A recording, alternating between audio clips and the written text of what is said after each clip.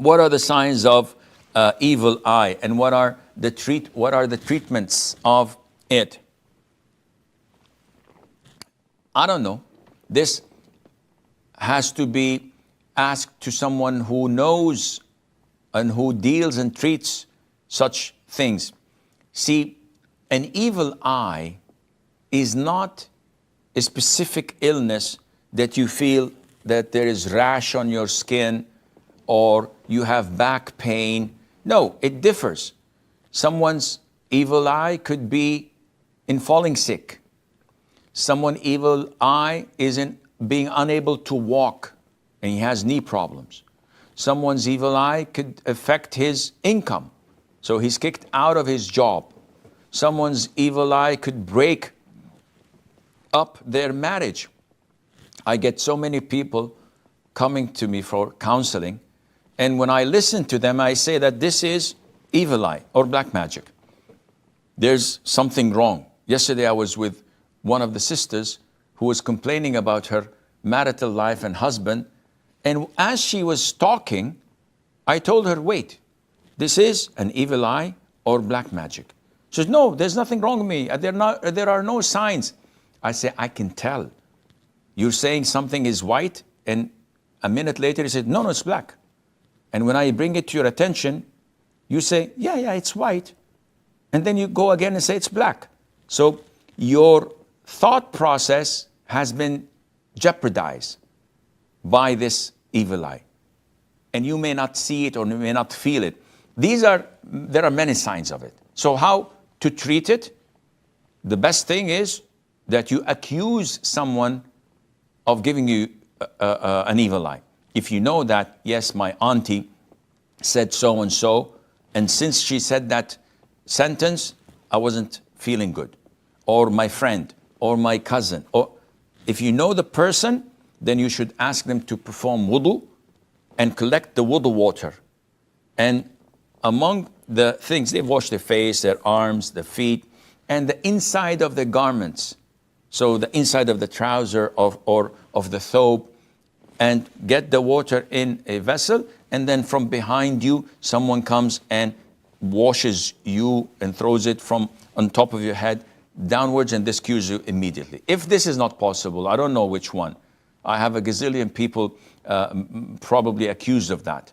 In this case, you have no other cure but to do ruqyah. And ruqyah is an excellent remedy for such diseases and illnesses, and it's guaranteed bi'idhnillah to cure you, but it may take some time. How can I protect my house from jinn, evil eye, from black magic, and from envy? Some people say you have to do khatm. Others say you have to bring Maulana to make dua. People say that you have to slaughter a sheep and get the blood of the sheep and put it on the doorsteps and on the foundation before building the house. All of this is nonsense and shirk. To protect your wealth, to protect your offspring, your children, to protect your religion, you have to make dua. If you observe your morning and evening adhkar, your adhkar after fard prayer, your adhkar before going to bed, your adhkar before leaving the house, you will be protected by Allah Azza wa Jal. One of the great du'as that we were taught by our Prophet ﷺ to recite in the morning and in the evening, where each and every one of us should say it after the Fajr prayer and Asr or Maghrib prayer, is Allahumma inni as'aluka al-afwa wal-afiyah. Allahumma nas'aluka al-afiyata fi dunya wal-akhirah.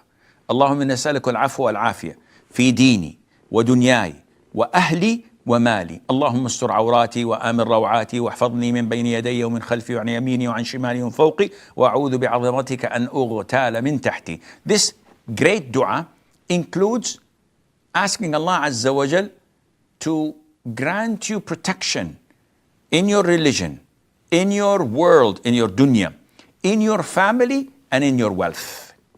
Sheikh ibn Uthaymeen says, whoever observes saying this in the morning and the evening, Allah would protect His children. So you don't have to go and recite Ayat al-Kursi and blow, or recite the Mu'awwidhat and blow, or أُعِيذُكُمَا بِكَلِمَاتِ اللَّهِ التَّامَّةِ, as in the hadith of Al-Hasan and Hussein. No, you don't have to do this. This would suffice. So if you manage to do this, Allah, with His grace, subhanahu wa ta'ala, would protect your house, your car, your wealth, your family, etc. The questioner says, I heard a hadith that says, seek help in having your needs met by being discreet. For everyone who's blessed with something is envied. Does this mean we should not tell others about our upcoming events due to fear of evil eye? The answer is yes. In short, generally speaking, the hadith, استعينوا على إمضاء حوائجكم بالكتمان فإن كل ذي نعمة مغبون. Everyone among us who's favored by Allah is being envied. So if I keep on telling people, listen, tomorrow I'm going to buy a new car, inevitably one would give me an evil eye without him or me knowing it. It happens. It's something natural. If I say to people that I'm applying for a job and it has double the salary and benefits and insurance for the parents, blah, blah, blah, again, there is a possibility of people being envious. So the Prophet ﷺ is telling us to be discreet. Not that it is prohibited. Yes, I do observe my adhkar in the morning and the evening, but I am not certain about people's intention, and sometimes I might be breaking someone's heart who's not as fortunate as I am.